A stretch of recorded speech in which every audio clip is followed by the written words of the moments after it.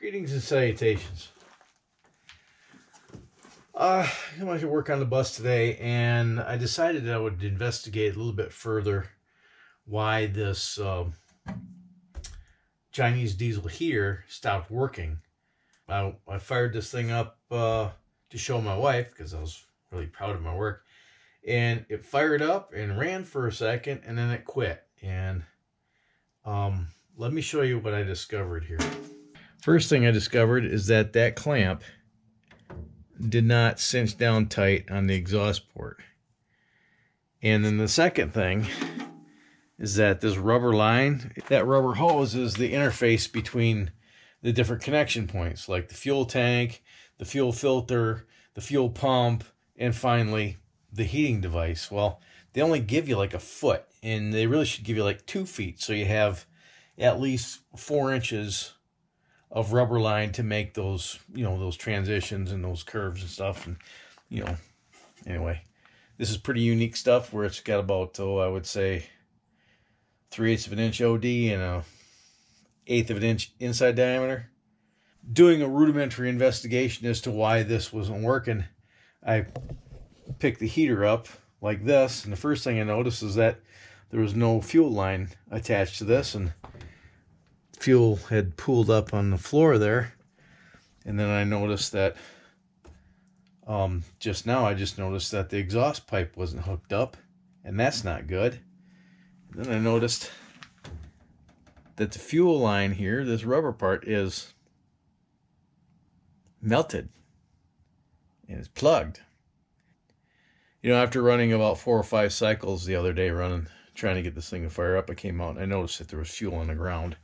And that's when I just picked this up and looked in and seen the fuel inside that cavity there. So I need to see if I can, I need to see if I can find some more of this stuff. B, I need to get a better clamp than that to attach that exhaust pipe to the exhaust port. Not gonna mess with that right now. Right now I need to mess with the seat. And there. Figure out. Oh, let's see if I can find my mounting stuff. That would probably be helpful. Otherwise, I need to make something, and I don't want to make something if I already have it.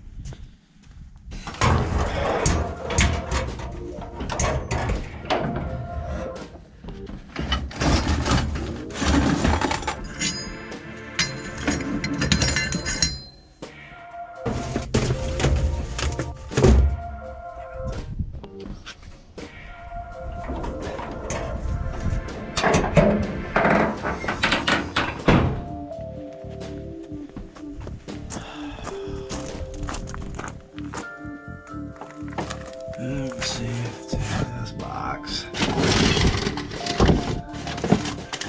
Aha! One. There's the mount for the thing. Yeah, let's see. Don't throw anything away usually. I don't usually throw anything away. Okay, so here's the mount for the seatbelt retractor. Remount that.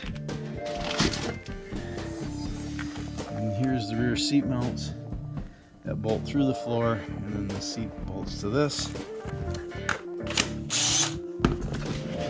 Grab a long drill bit.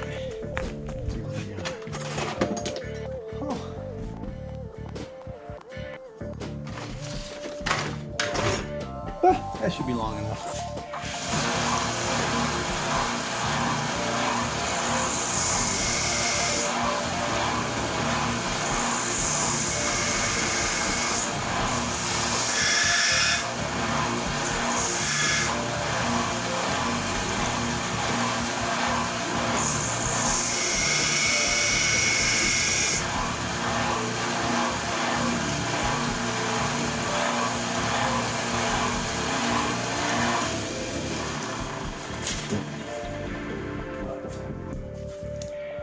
Oh yeah.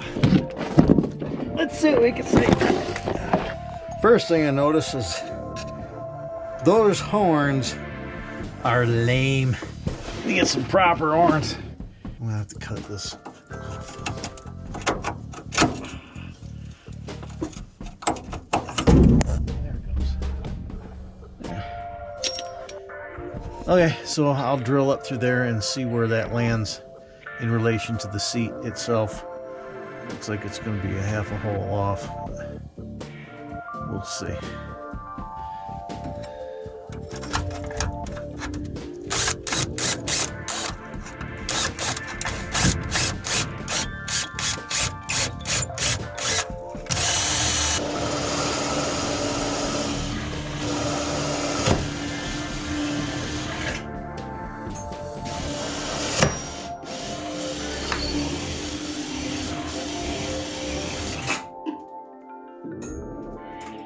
Terrible news, guys.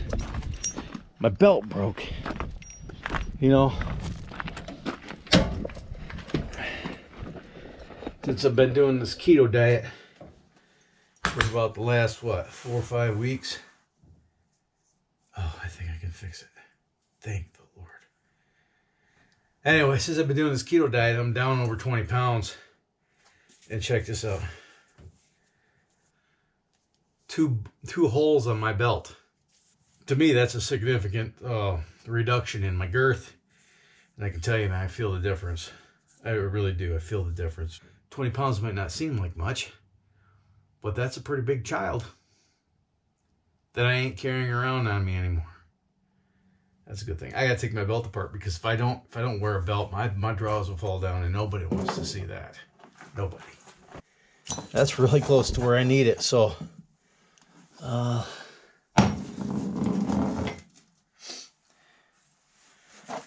turns out these bolts are put on a little bit of an angle, so not exactly straight. Where are my brackets? Here we are.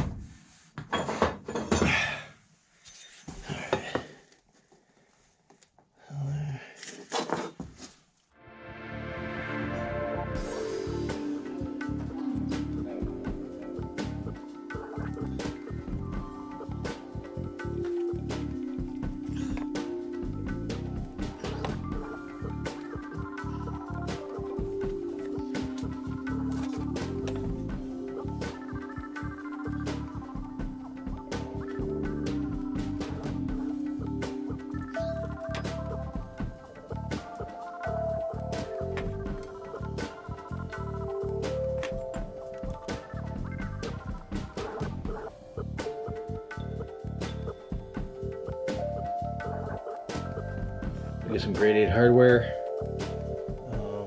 Yeah, so I think, you know what? I'm gonna get rid of those hoses.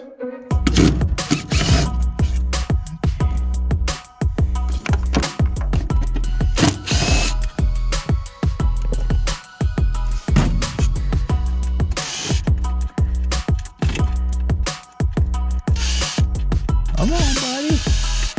You can do it.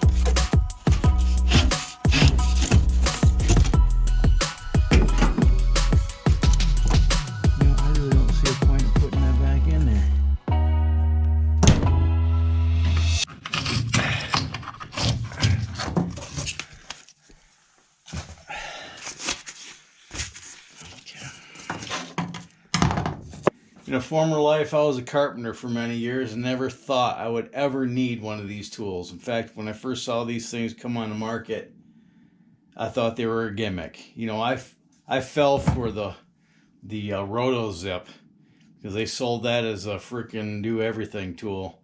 And it's really, the rotozip is only good for one thing, and that's for cutting drywall. And if you're a drywaller, it's an indispensable tool. And just like when this thing came out, I thought, I'm never going to need that. And then I needed to cut some door trim to make room for tiles, so I didn't have to rip the door trim off. And I spent, I think I bought this for about, when did I get this?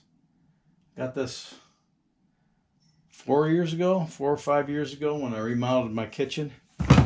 And I think I spent around $100 for it. And, you know, I always find a use for it. And this tool has been indispensable in the construction of this bus. I've used it for a lot of things.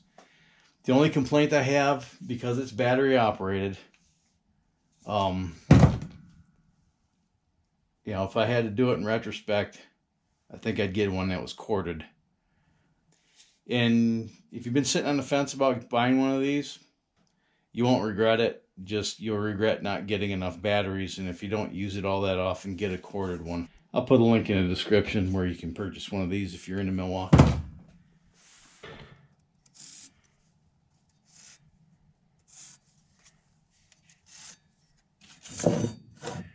Moments later.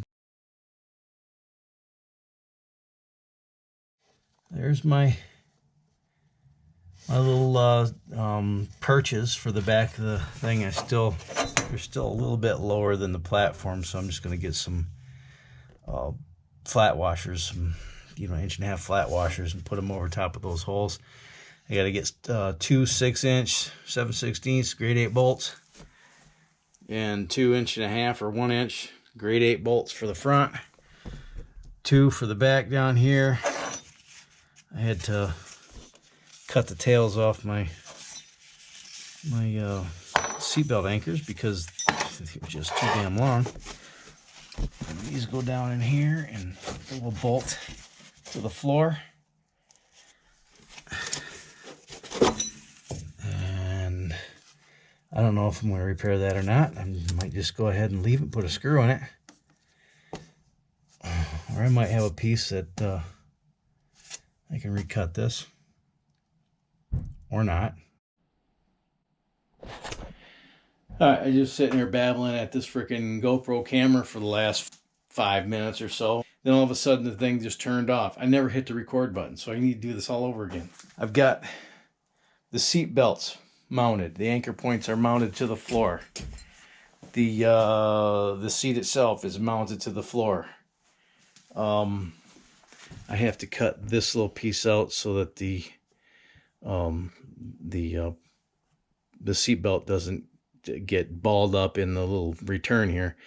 And I was going to try to dig that foam out down there and get behind it with a couple of quarter 20 nuts, but that foam ain't got, no. I was going to put quarter 20 grade 8 hardware in there and bolt that thing on to avoid having to wait for the mailman to bring the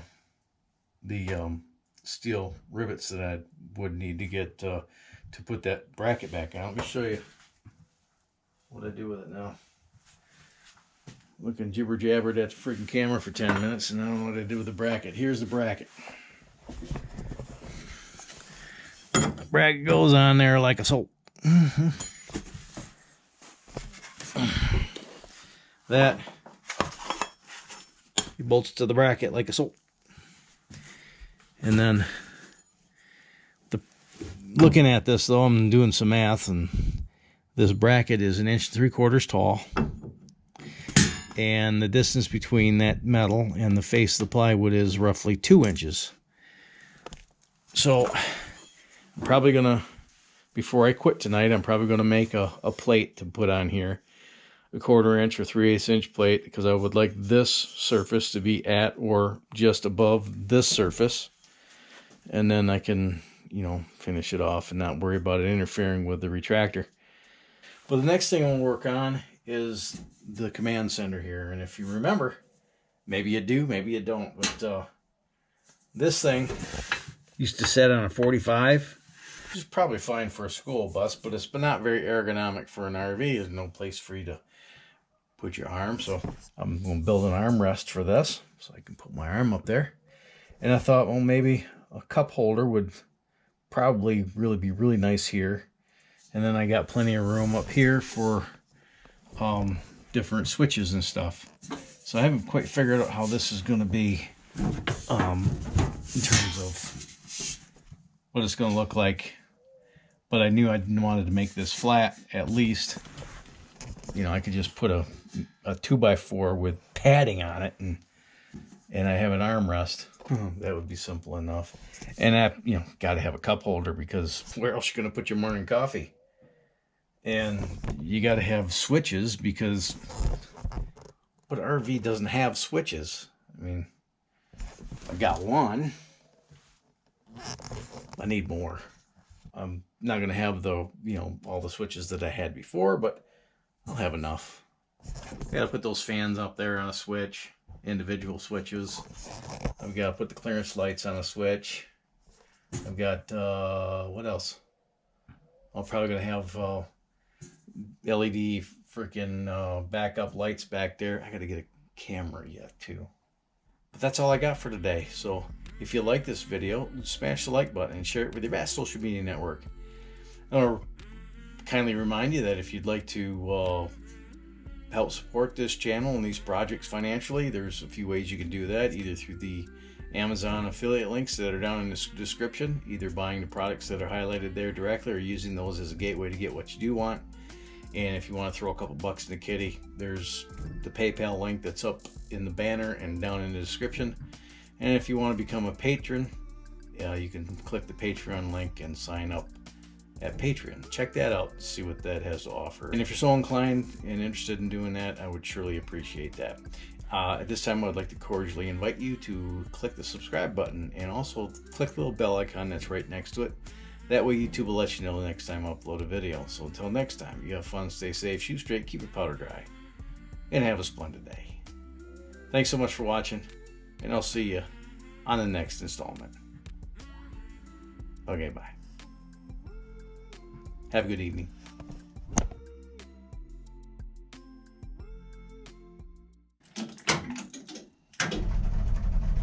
Why didn't it start from back here? I hooked up my airline for the air ride seat.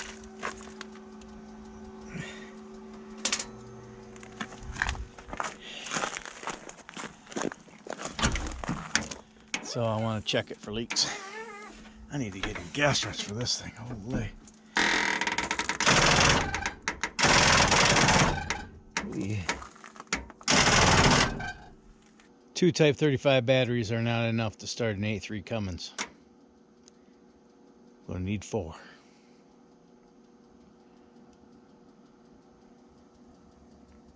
There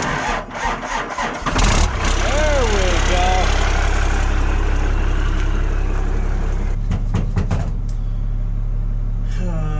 At 50 pounds, the air throttle doesn't even work.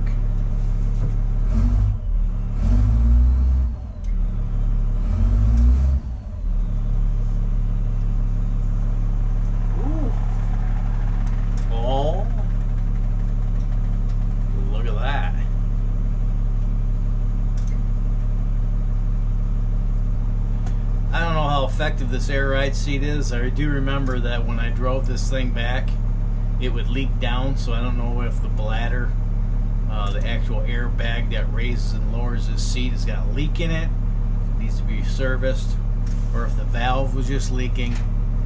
But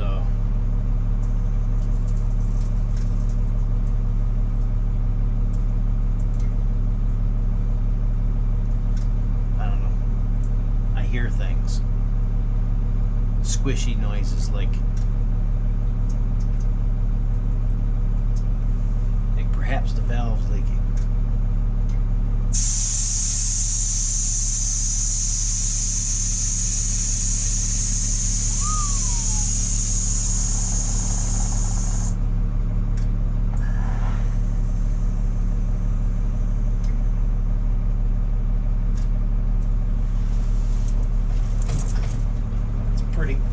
Pretty stiff.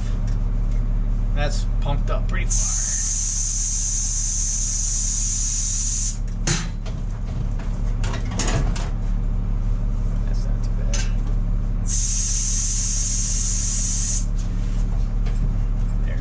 that's more better.